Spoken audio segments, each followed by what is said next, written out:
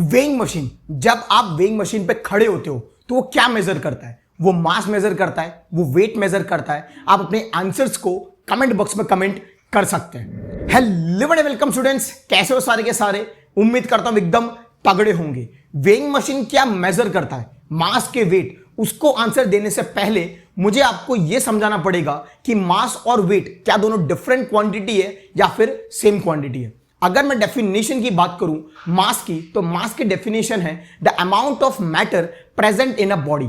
The amount of matter present in a body को हम मास कह देते हैं। अगर मैं वेट की बात करूं तो the major of force of gravity acting on that body is called weight. साधारण भाषा में मास क्या है? तो कितना अमाउंट ऑफ मैटर एक बॉडी के अंदर प्रेजेंट है उसको हम मास कहते हैं। लेकिन वेट क्या है कि भाई कितना अमाउंट, कितना फोर्स ऑफ ग्रेविटी उस बॉडी पे लग रहा है, उसको हम बोल देते हैं वेट। अगर मैं मास के सिंबल की बात करूं तो उसको स्मॉल एन कहा जाता है, और आपका जो वेट है उसके सिंबल की बात करूं तो वो कैपिटल डब्ल्यू है।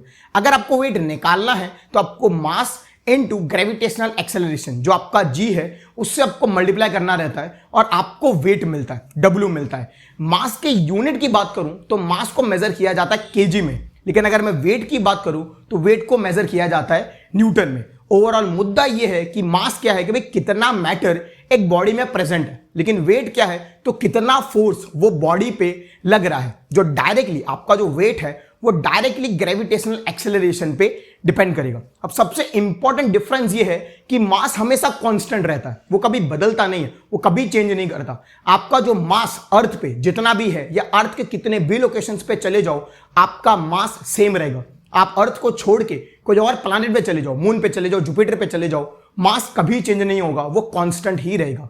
लेकिन अगर मैं वेट की बात करूं तो आपका जो वेट अर्थ पे है या अर्थ के डिफरेंट लोकेशंस पे है वो चेंज होता रहेगा। आप प्लैनेट को चेंज कर दो, आप मून पे चले जाओ, आप जुपिटर पे चले जाओ, आपका वेट चेंज होता रहेगा, क्योंकि वो डायरेक्टली डिपेंड कर रहा है आपके ग्रेविटेशनल एक्सेलरेशन पे।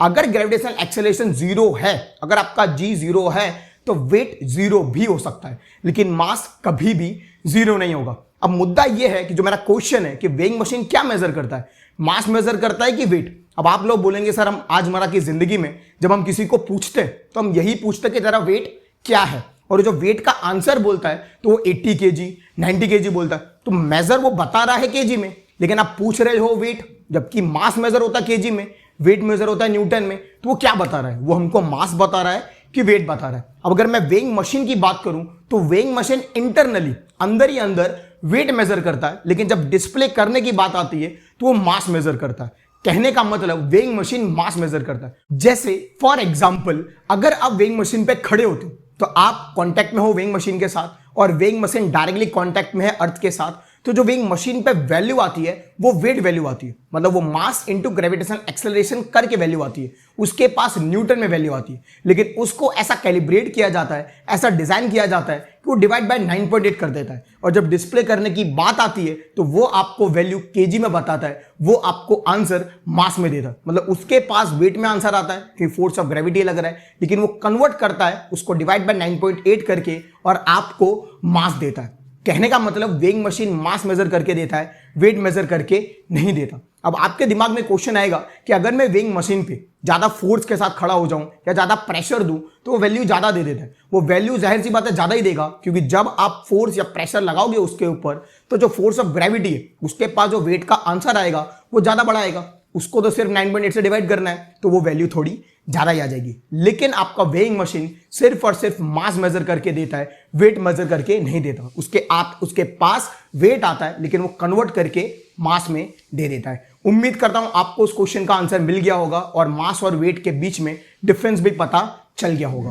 उम्मीद करता हूं आपको आज का वीडियो बहुत ही पसंद आया होगा। वीडियो पसंद आए तो वीडियो को लाइक करें, शेयर करें, कमेंट करें। मिलता फिर मैं आपको नेक्स्ट वीडियो में एक और इंटरेस्टिंग शॉर्ट टॉपिक के साथ। तब तक के लिए stay home, stay safe and take care.